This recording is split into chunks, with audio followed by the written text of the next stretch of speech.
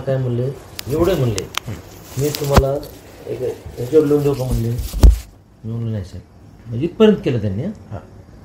आता आपण दिलेला शब्द पाळला, त्यांनी पाळा. आता मी पूर्ण काम केले बाप्पाचं माळाजवळ सोडून. माळाजवळ बी कसं जे तुतारी म्हणलं त्याला तुतारी, जे करण्यासारखं आहे त्याला कमळ. ते बी लईतले माझ्या गावात 100-200 मतं जास्त होते, कोणाला ताईला. ते बी करून घेणं गरजेचं होतं मला. उद्या ओबीसी गावात ओबीसीचे मतं मला पाहिजे उद्या निवडणूक लढताना. मला जातीवादी शिक्का नको. त्याचाही फायदाच होणार आहे. जवळ प्लस होणे विधानसभेला फायदाच आहे ओबीसी मतं घेण्यासाठी. पार्टीचं नुकसान नाही त्यात. मी जरी जवळ मतं पण बाकी 376 बूथवरली सगळी यंत्रणा मी बाप्पाला देऊन टाकली होती. हे बी तितकंच खरं. बरोबर प्रमाणे दिली ह्यावेळेस. म्हणजे मी माझ्या आयुष्यात पंकजा मुंडेला पहिल्यांदा धोका दिला. नुसते यंत्रणा नाही, पैसे बी दिलेत मी बाप्पाला. हा काय झालं, मी सातुद्राकडे गेलो आणि आता ह्याला होतो वाळव्याला. सगळे यंत्रणा दिली मी ह्यावेळेस. मी प्रामाणिकच बाप्पाचं काम केलं ह्यावेळेस. मनातून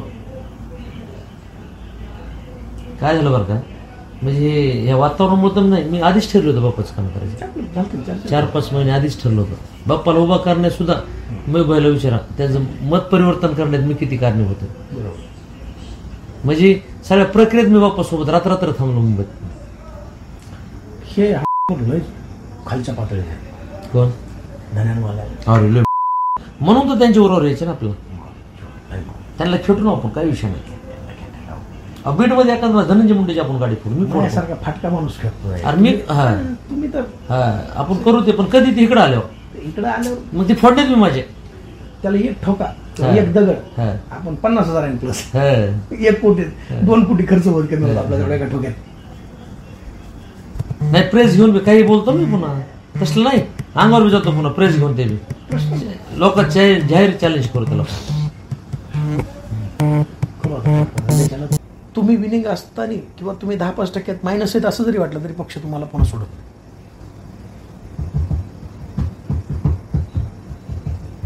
आपला प्रवेश घेऊन टाका ना. आपण 3-7 मधून लवकर रिकाम होऊ आणि प्रवेश तारीख ठरवून टाका. आपण काय करू आता, उद्या महबूब भाईला बोलू, आपण बसू तिघं. महबूब भाई लई चिडलं याच्यावर. आणि महबूब भाई काय, तो दरबारी मनसबदार आहे. त्याची आपल्याला काही अडचण नाही. त्याची आपल्याला काही अडचण नाही, आपल्याला त्याची नाही. आपल्या तिघाची एकामेकाला अडचण नाही. त्याला आपल्या तिघाच्या कास्ट वेगळ्या. त्याला माणसं गोळा करायचे पक्षासाठी. पण मला सांगा, मी तर लगेच फोटो काढून पवार साहेबात लावणार नाही. आहे त्याचं दुकान. याच्यापेक्षा हे तर आहेच आपल्याला. नाही ते तर आहे, ते तर एवढं मोठं. त्याला काय वैभव येईल आपण तिथं बसलो. अरे मग आणि मी होय सगळी गर्दी करीन ना त्याला. रोज तिथं हाऊसफुल करीन गर्दी. जनता दरबार तिथं सुरू करू आपण. एवढी मोठी वास्तू आहे ना ताब्यात, ह्याच्यासारखं काय आपण हे कम्प्लीट तिथं आपण कार्यक्रम घेऊ. कुठं स्टेडियमला. आणि तिथं एक पवार साहेबाची सभा बी घेऊ, जयंत पाटलाची सभा घेऊ. एक कार्यक्रम बी होऊन जाईल आणि माहोल बी तयार होऊन जाईल. एवढी मोठी सभा म्हणलं सगळं मंत्रिमंडळ तुमच्या पक्षाला येईल, सगळे लोक येतील.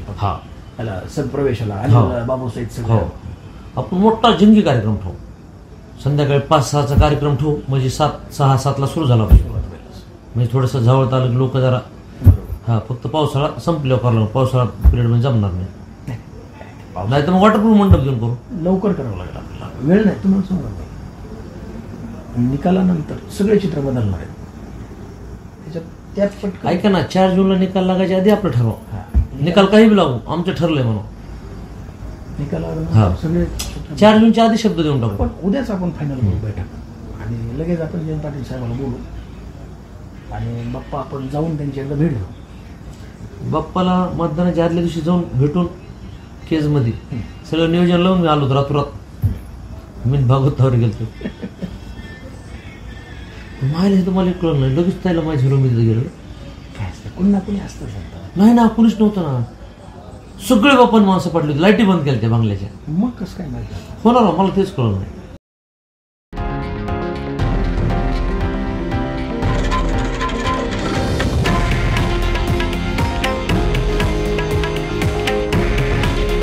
हे आहे देशातील नंबर 1 न्यूज नेटवर्क आणि आपण पाहत आहात TV9 मराठी. काळजी तुमची, हित महाराष्ट्राचं.